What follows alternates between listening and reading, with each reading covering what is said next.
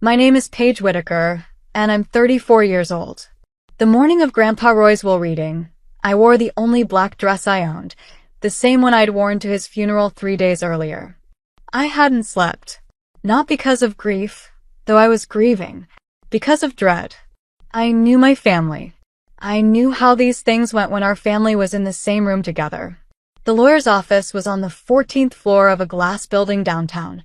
Conference Room B, long oak table, leather chairs, the smell of old paper and central air conditioning. My parents were already seated when I arrived. My mother, Renee, in a cream blazer she'd bought specifically for the occasion, and my father, Glenn, leaning back in his chair like he owned the building. My sister, Brooke, sat beside them, manicured nails tapping quietly on the table, a small smile already living at the corner of her mouth. I took the chair across from them. Nobody said hello. Grandpa Roy was my mother's father. He'd built his wealth the slow, honest way. 30 years in commercial real estate, buying properties other people gave up on, fixing them, holding them. By the time he passed at 81, the estate had been valued at just over $7 million. Everyone in that room knew it. Nobody pretended otherwise. The lawyer, a quiet man named Mr. Aldrich, opened his folder without ceremony and began reading. Standard language first. Debts. Donations to 2 charities Grandpa had supported for decades, a small bequest to his longtime housekeeper Rosa. My mother shifted in her seat during that part.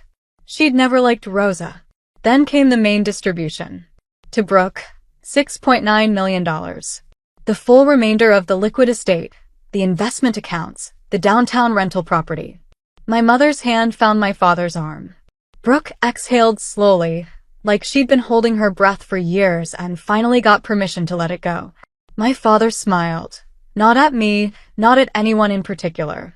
Just smiled at the ceiling, satisfied. Then Mr. Aldrich continued. To Paige, $1. The room went very quiet for exactly 2 seconds. Then my mother laughed. It wasn't loud or dramatic. It was worse than that. It was light, almost amused, like she'd just heard the punchline to a joke she'd been waiting on for a long time. My father chuckled once, low, under his breath. Brooke looked at her nails. My mother turned to me, and I will never forget what she said, because she said it the way someone says something they've been rehearsing. She smirked and said, "Some kids just don't measure up." I didn't cry. I want to be clear about that. I sat very still and I did not cry, because I had spent 34 years training myself not to give this family the satisfaction of my tears. Inside, something had cracked open, some last fragile hope I hadn't even admitted I was carrying. The hope that maybe, at the very end, Grandpa had seen me differently than the rest of them did. That hope was gone now. Or so I thought. My father leaned toward me across the table. Go earn your own, he said. Casual. Almost kind, the way someone gives advice to a stranger. I looked at my mother. At Brooke. At these people who had sat across from me at Christmas dinners and birthday tables for 3 decades. Who had watched me work 2 jobs through college while Brooke got a car for her 18th birthday. Who had watched me build a career from nothing while they called it cute. Who had never once said the words well done to me without a condition attached. They were laughing at $1.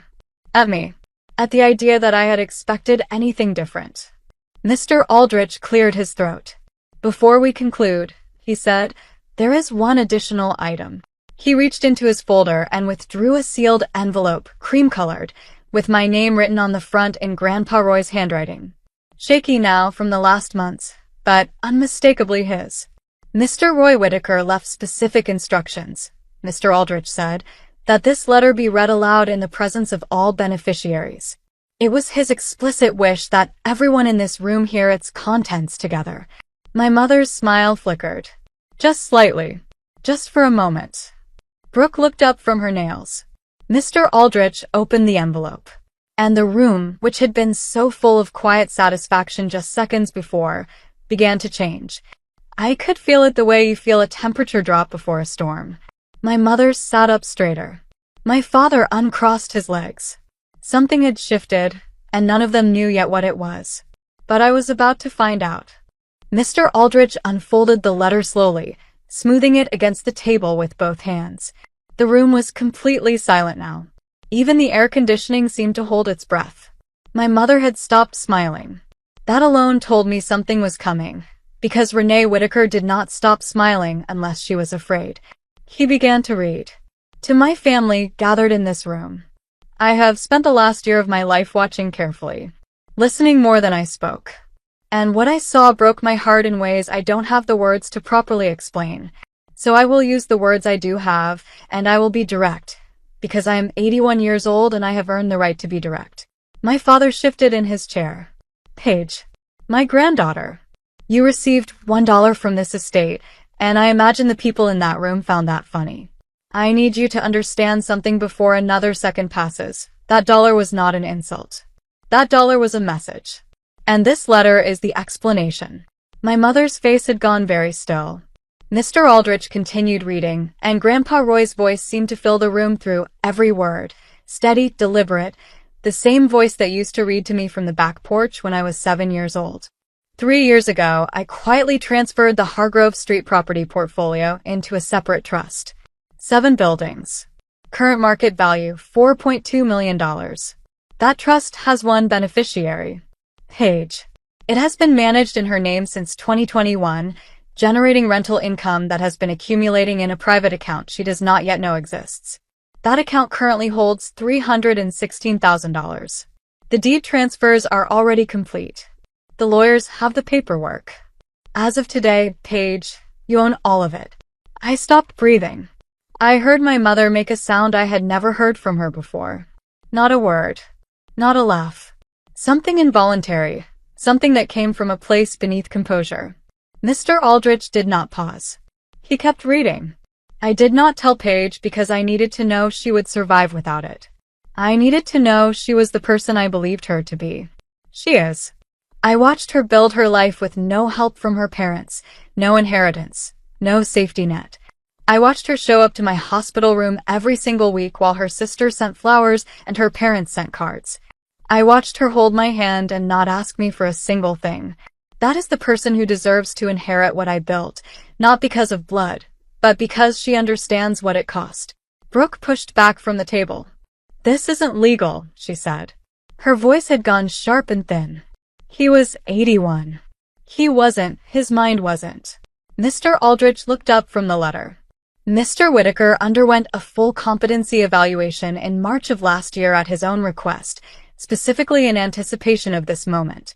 The documentation is in order. The trust is valid and has been for 3 years. My father stood up. We'll contest it. You are welcome to try, Mr. Aldrich said, with the particular calm of a man who has seen this before and already knows how it ends. You will not succeed. My mother turned to me. And for the first time in my life, for the absolute first time, I saw something in her face that I didn't recognize. It took me a moment to place it because I had never seen her wear it before. It was shame. Underneath the anger, underneath the calculation already starting behind her eyes, there was shame. Raw and sudden and real. She opened her mouth. I held up my hand. Quietly. Without drama. Don't, I said. Just that one word. And she closed her mouth. Mr. Aldrich finished the letter. The last paragraph was short. Paige, go build something beautiful. You already know how. You never needed us to believe in you. But I need you to know that I did. I always did. All my love, Grandpa Roy. I sat in that room for another 10 minutes while paperwork was explained and documents were signed. My mother did not speak again. My father stared at the wall. Brooke left before it was over, her heels sharp and fast on the hallway floor outside. I walked out of that building into afternoon sunlight with a folder of documents under my arm and $4.2 million worth of property in my name. I stood on the sidewalk and I breathed. Just breathed. I had walked into that room as the daughter who got $1. I walked out as the woman my grandfather had been quietly protecting for 3 years, waiting, trusting, believing I would be exactly who I turned out to be. The dollar is framed on my wall now, right next to a photograph of Grandpa Roy and me on his back porch, the summer I was 7.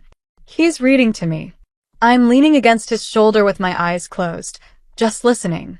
That's the thing about people who truly love you. They don't always tell you what they're planning. Sometimes they just quietly make sure you're going to be okay.